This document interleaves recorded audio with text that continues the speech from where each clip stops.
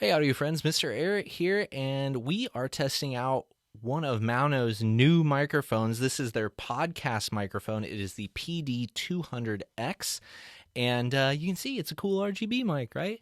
So audio is coming from it right now. We're going to do some tests. We're going to test this thing XLR through the Behringer UM2, which is what it's set up with right now. We're going to do it just USB because that's an option as well. We're going to take a look at the software features that come with this mic because there's some cool stuff in there, and then we're going to compare it to my other Maono mic that I've been using that they sent me, which is an XLR based mic. I can't remember the model number. I'll put it down below, but yeah, I'm kind of a Maono mic fanboy. I like this one. I've been using it for quite a while now. I really liked their budget option when they sent that to me. I used that for quite a while, and I've been using this one for the last few weeks. So we'll get into sound test, and I'll tell you my impressions of using it. But first, let's see a little bit of an unboxing, all right?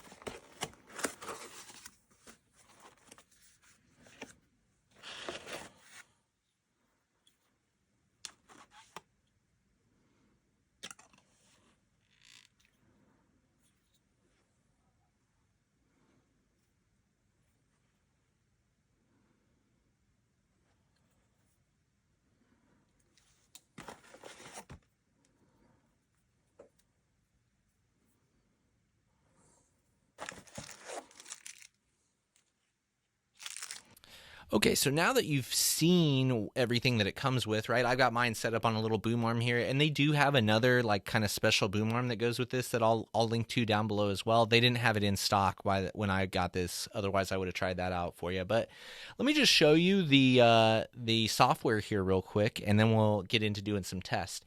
So you can see that you've got a couple of things going on here, right? You've got, first of all, you've got gain level, which you can tweak.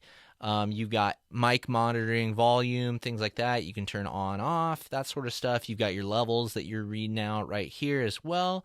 You see they've got tones here that we can change. So I'm just going to go ahead and flip these and we'll see what happens here. So now it's in the deep tone.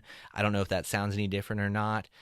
Again, back to original here, which is what I've honestly left it on, and then we'll switch to natural here. So I'm not sure if all these things work through USB or also through XLR, which again is what it's recording right now, so we'll have to see if that did anything or not. And then you've got RGB brightness, so I can crank up the brightness on this guy, and then of course we can pick, any color we want. We can go purple, blue, let's see, teal, green, yellow, orange, red, white. So you can play with all that. Although I kind of just like the rainbow effect, right? I wish I could play with the speeds of it a little bit. You can't. It's kind of just on or off, right? Now, if we jump over to the advanced settings over here, now I get some EQ options that I can do, and they even have like limiters and compressors and things like that. Again, I don't mess with my audio too terribly much. Like, pretty much I just try to get it to the right level, and then I just let it go because I don't want to be thinking about it too terribly much. But if you're into playing with this stuff, it's got some EQ stuff in here. Again, it's got some limiters that you can put on it and things like that. So all in all, I think it's a pretty nice little software suite. Here's my big beef with it though, is if you want to use this thing XLR, you still have to plug in the USB to make all this other stuff work. So that's kind of the bummer, but I guess, it needs some way to control information. But that surprised me a little bit that you had to have it plugged into USB to get all these different features and things working. So you can't even just like set it and then unplug it. Like the RGB light and stuff will still go off if you don't have the USB cable plugged in. So that's something to be aware of. So that being said, this has all been done testing with this mic. It's been 6 inches from my mouth this whole time.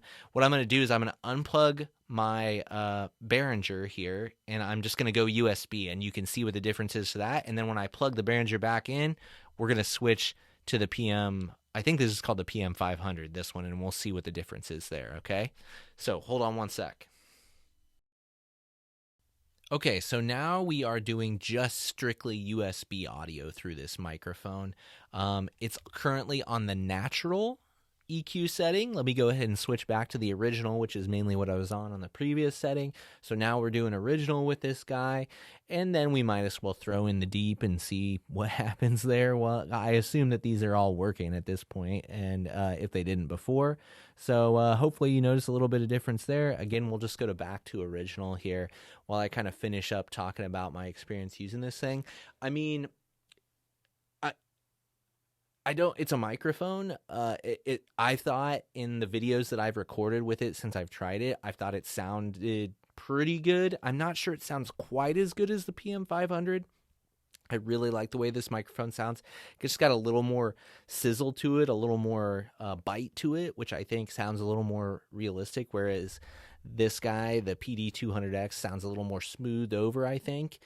So what we're going to do is we'll go ahead and we'll switch right now back to the UM2, but I'm going to switch it to this guy. I'll probably just hold it here for a second, and maybe we'll do like a quick A/B between them if I can make that work, all right?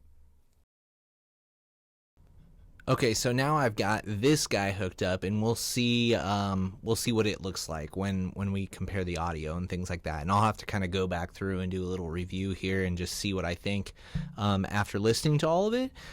Both are great microphones. I mean, since I've already got the UM2, I like using XLR. I do kind of like having the RGB and stuff on this one. I think is cool, but maybe this one looks a little more professional, if you ask me. It definitely has a little more heft to it. If you're talking about just like build quality and things like that, but this guy's no slouch either. So let me switch back to the XLR on this guy, and yeah, I think we'll wrap this guy up. Okay, so after taking a listen to the audio samples, I gotta say, I feel like the PD200x sounds really just as good as this other guy too. I definitely think going through the UM2 does make it sound a little less compressed. I feel like there's a little more information there when it's going XLR, like I've got it right now. But I also think the USB audio is perfectly usable. So yeah, it's a good microphone. I think it retails for about $70 at that price. I don't feel like you can go wrong with it. You could start off using it USB, and then if you want to upgrade a little bit later and invest in an audio interface, you can, and you're going to have some decent audio either way. So I'm continually impressed with Maono's microphones. I feel like most of them are really, really good quality and offer, a lot of value for the dollar. So I can definitely recommend the PD200X if this is the type of microphone you're interested in. You're living that RGB life and you want some of that, I say go for it. So yeah, links below if you want to pick one of these up. Thanks for watching. Thanks for Maono for sending one out, and hopefully I'll see you in the next one.